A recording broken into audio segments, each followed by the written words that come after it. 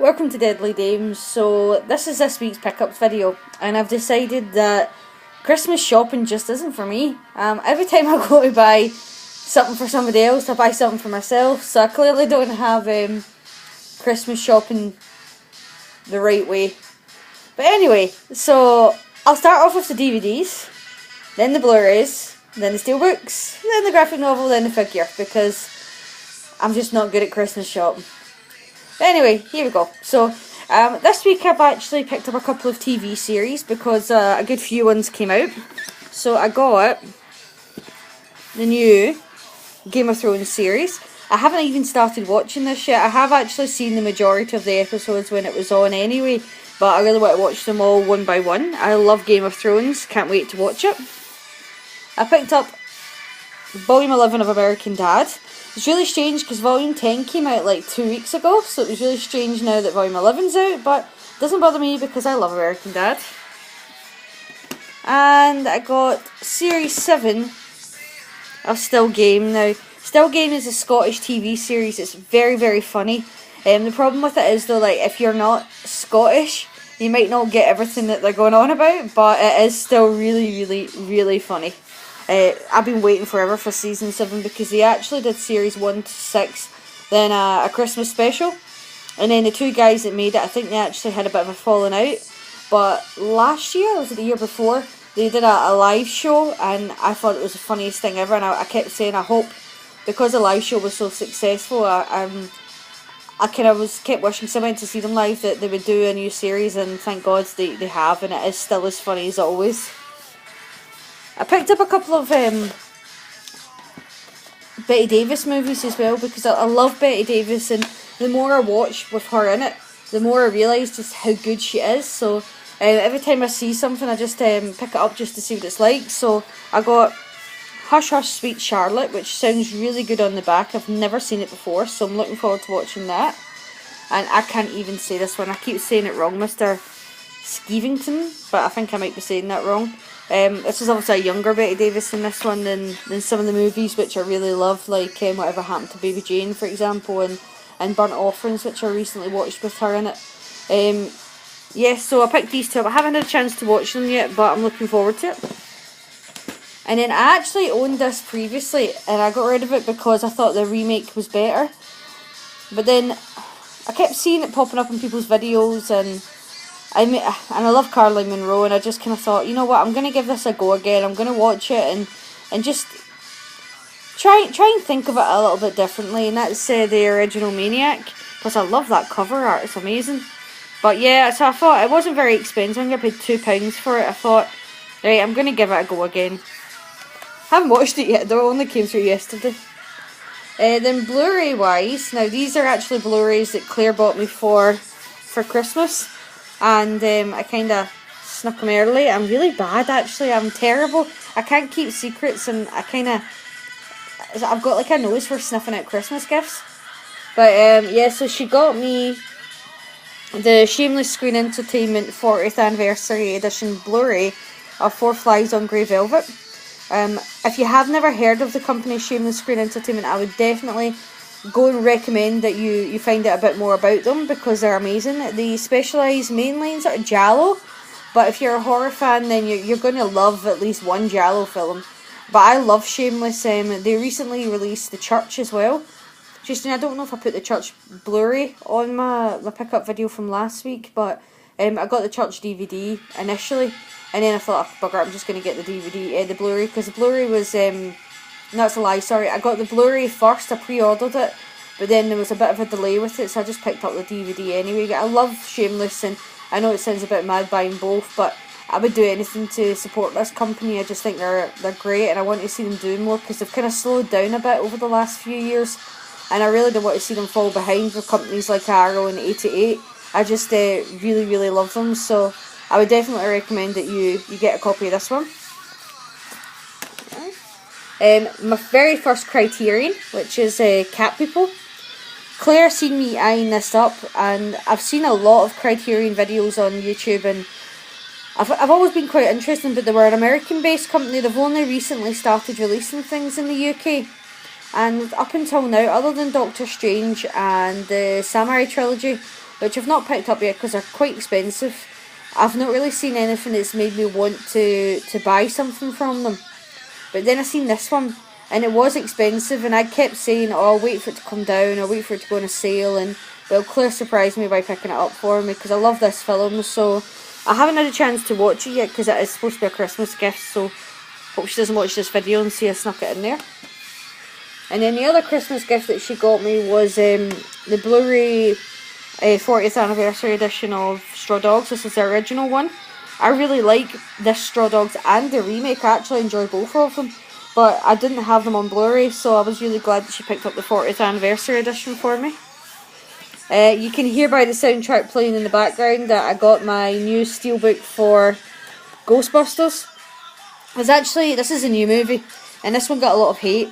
I didn't hate it. I actually quite enjoyed the new Ghostbusters movie, and I'll probably get dislikes for saying that, but I'm better being honest to myself. And I love the original Ghostbusters 1 and 2. I grew up watching them. I think they're fantastic, amazing movies.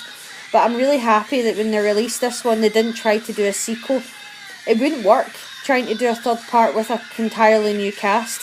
It doesn't bother me at all that it's women instead of men, because I think the women that they picked, the chemistry between them really worked, just like the chemistry between the original male cast really worked.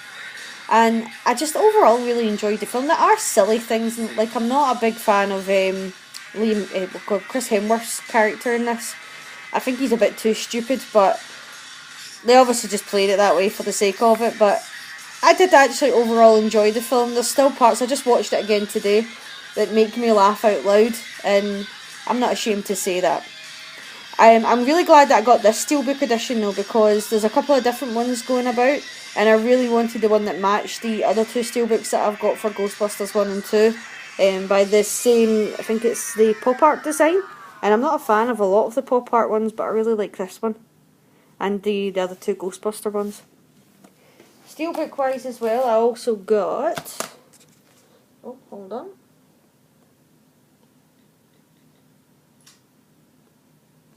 Music decided to stop. Here we are. So I got the Alien Steelbook. I know it's in the protective sleeve. It's not the anniversary edition. I was actually going to buy the anniversary edition, but then what happened was, well, I didn't. It's the end of. But I was on eBay a couple of days ago, and I seen someone had put on a whole load of Steelbooks, and they only had like 40 odd minutes to go, and no one had bid on this one. Don't know why. Amazing Steelbook. You can see from the back here. So I stuck a quick bid in. I got it for £3 something, which is amazing for an Alien Steelbook, especially because I love the movie so much. I picked this one up from Zavvi. It's actually in the Black Friday sale just now, so if you want to go get it, might as well save a wee bit of money. I paid a little bit more for it, but it doesn't bother me. I think the thing with Steelbooks is it's a bit of a hit or a miss. You could say, oh, hold off for it to go into a sale, and then it sells out and you don't ever get it again. So yep, really happy I got the Night of the Living Dead Steelbook. I've got the Day of the Dead Steelbook from Arrow Video, and I would love the Arrow Video or somebody to release the Dawn of the Dead Steelbook. It'd be really good. But more than that, actually, I'd really like at least a Blu-ray release over here of the remake of Dawn of the Dead. That would be good. A Steelbook for them as well would be good. Anyway, off topic. That's the back of it. Also, I've kept the card on it.